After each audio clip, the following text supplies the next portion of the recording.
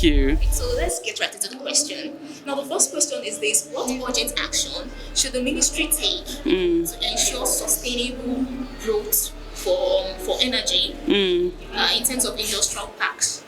Okay, so industrial parks are a big load, so they need it depends on the grid. I know in Nigeria there are challenges with the transmission and distribution, which causes losses and higher costs. So the first thing would be to stabilize the grid. Yes, work on the infrastructure. I know infrastructure in Nigeria, you have a lot of decentralized power. So I think perhaps one urgent solution would be to have a dedicated power plant for that, like a renewable one, like solar, which is modular, it's portable. So that would be, although the costs, not so much the cost, but it would be the reliability, the accessibility, and all the other issues addressed.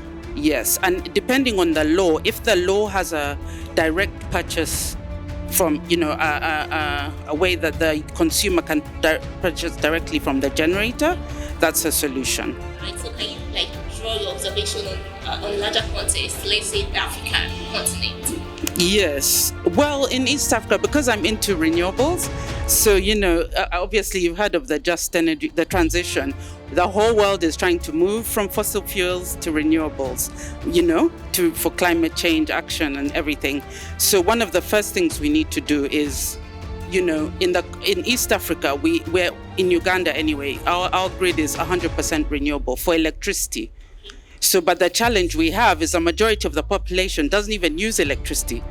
They use biomass, firewood and charcoal for cooking. So clean cooking is a big part of our agenda.